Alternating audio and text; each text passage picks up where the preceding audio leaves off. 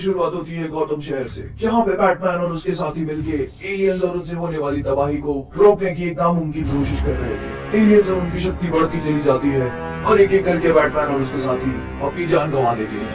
तभी Bruce Wayne की नींद खुलती है और वो अपने आप को अपने रूम में पाता है। ये सब कुछ एक सपना था, एक बहुत ही डरावना सपना। अल्फ्रेड उसे बताता है कि सब कुछ ठीक है और ब्रूस को घबराने की कोई जरूरत नहीं है, लेकिन ब्रूस फिर भी अल्फ्रेड से कहता है कि उसे चौकन्ना रहना चाहिए। ब्रूस और अल्फ्रेड के अलावा घर में अल्फ्रेड की बेटी प्रिया भी उनके साथ है। ब्रूस और अल्फ्रेड आपस में हंसी मजाक कर ही रहे थे कि तभी अचानक खिड़की से वंडर वुमन अंदर आती है और ब्रूस पे अटैक करना शुरू कर देती है। वो उसे हवा में उड़ाते हुए आसमान की ओर ले जाने लगती है। तभी ब्रूस अपने बेल्ट से कुछ निकाल कर उसके माथे पे चिपका देता है, जिसकी वजह से वंडर वुमन उसे छोड़ देती है और वो नीचे बने पार्क में जा देता है। वो लगातार उससे पूछता रहता है कि वंडर वुमन को क्या हो गया है, वो ब्रूस पे अटैक क्यों कर रही है। लेकिन वंडर वुमन का जवाब एक ही होता है कि उन लोगों ने बैटमैन को बहुत सह लिया और अब उसके खत्म होने का वक्त आ चुका है। ब्रूस के समझ में कुछ भी नहीं आ रहा था और वो अल्फ्रेड से बोलता है सेंट्रल प्रोटोकॉल को अंजाम देने का वक्त आ गया है। और तब ये अचानक एक बहुत बड़ा धमाका होता है जिसे सारा गौतम अपनी आंखों से देख रहा था और एक बड़ा सा रोबोट वहां पे लैंड करता है, जिसमें तुरंत जाके बैटमैन बैठ जाता है और डायना से कहता है वेलकम टू गॉथम। और उसके बाद बैटमैन और वंडर वुमन दोनों एक दूसरे से लड़ना शुरू करते हैं। वंडर वुमन पूरी ताकत से बैटमैन को पंच करती है, लेकिन इस बार बैटमैन भी उसके पंचेस का जवाब पूरी ताकत से देता है। और तभी वंडर वुमन अपनी तलवार निकालती है जो कि बैटमैन के आर्मर को चीरते हुए उसके शरीर के आर्मर निकल जाती है और बैटमैन खून में लथपथ जमीन पे गिर जाता है। लेकिन तब बैटमैन ये बताता है जो कुछ भी वंडर वुमन को दिख रहा है वो सिर्फ एक भ्रम है। उसने वंडर वुमन के गले में एक धागा डाल दिया था जिसे ब्लाइंड ऑफ व्हील्स कहते हैं, जो पहनने वाले को वही दिखता है जो वो देखना चाहता है। वो वंडर वुमन को हरा के आगे बढ़ता ही है कि तभी अचानक बिजली की फूंकी से फ्लैश वहां जाता है और उसके आर्मर से एक एक टुकड़ा अलग करने लगता है। तभी बैटमैन चिल्लाता है रन रेड और उसके सूट में फ्लैश मोड ऑन हो जाता है, क्योंकि उसे सब कुछ सीधा करके दिखा रहा है और उसे फ्लैश की हर एक एक्टिविटी दिखने लगती है। वो अपने सूट पे लगी हुई फ्रिक्शनलेस कोटिंग फायर करता है, जिसकी वजह से फ्लैश रोड पे स्लिप हो जाता है और सामने वाली बिल्डिंग से जा टकराता है। बैटमैन फ्लैश से लड़के निपटता ही है कि उसके पीछे से एक्वामैन आ जाता है, लेकिन बैटमैन के पास उसको रोकने का भी एक तरीका था। वो कुछ ही सेकंड्स में एक्वामैन को हरा देता है, लेकिन उसके दिमाग में एक ही सवाल था कि ये सब क्यों हो रहा था और ये सब करने वाला कौन था। कि उसके पास साइबोर्ग को रोकने के लिए भी एक तरीका है, वो ग्रीन लैंटर्न को रोकने के लिए भी, लेकिन वो बस एक ही दुआ मांगता है कि प्लीज प्लीज प्लीज सिर्फ वो इस प्लैनेट पे ना हो। और तभी अचानक एक जोरदार धमाका होता है और बैटमैन वहां से कुछ दूर एक थिएटर में जा गिरता है और जब वो सीलिंग में से देखता है तो उसके सामने सुपरमैन खड़ा होता है। सुपरमैन उससे कहता है हेलो ब्रूस, तुम्हारे जस्टिस बस्टर सूट के लिए माफी चाहता हूँ। मैं बैटमैन लगातार कोशिश करता रहता है कि उसकी आवाज क्लार्क तक पहुंच पाए। वो उससे लगातार एक ही बात पूछता है कि ये सब करने वाला कौन है, और तभी उसका ध्यान सुपरमैन के चेहरे पे जाता है जिसमें एक अजीब सी मुस्कुराहट होती है। वही मुस्कुराहट वंडर वुमन, फ्लैश और एक्वामैन के चेहरों पर भी थी, लेकिन तब बैटमैन ने ध्यान नहीं दिया और तब बैटमैन को समझ में आता है और वो बोलता है नहीं नहीं वो नहीं।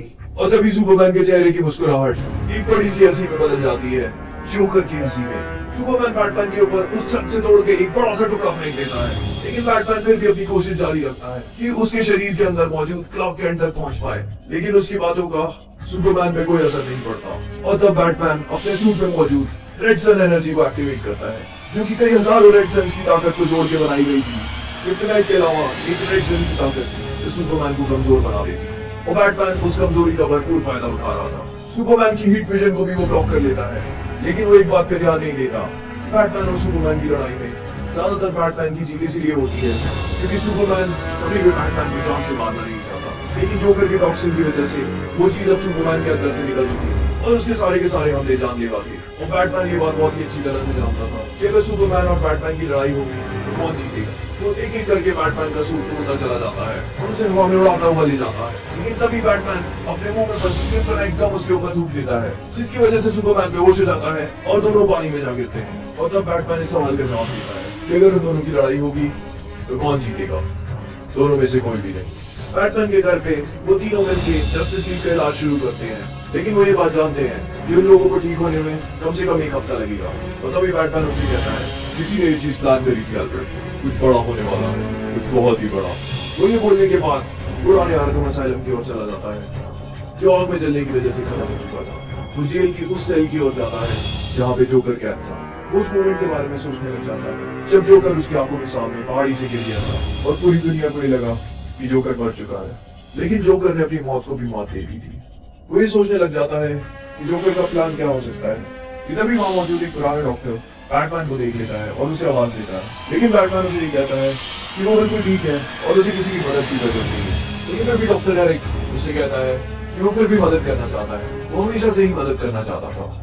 वो जब गौतम में पहली बार आया तब से वो लोगों की मदद करना चाहता था। वो जब आर्कम में गया तो वो आर्कम के लोगों की मदद करना चाहता था। लेकिन सबसे ज्यादा तो वो बैटमैन की मदद करना चाहता था। और ये बोलते ही वो सेल का गेट बंद कर देता है। बैटमैन के पूछने पर वो उससे ही कहता है, शायद तुम मुझे पहचाने नहीं बैटमैन, लेकिन इसमें तुम्हारी कोई गलती नहीं है। जब हम आखिरी बार मिले थे तो मेरा चेहरा कुछ अलग था। वो अपनी जेब से एक रुमाल निकालता है और अपना चेहरा पोंछने लगता है। और तभी उस सेल के अंदर एक गैस निकलने लगती है और बैटमैन के सामने होता है जोकर का चेहरा।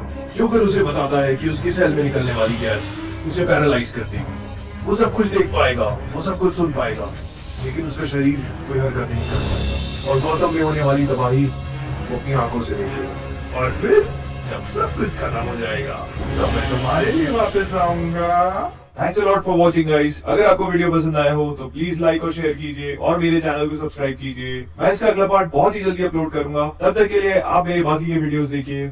Thanks a lot.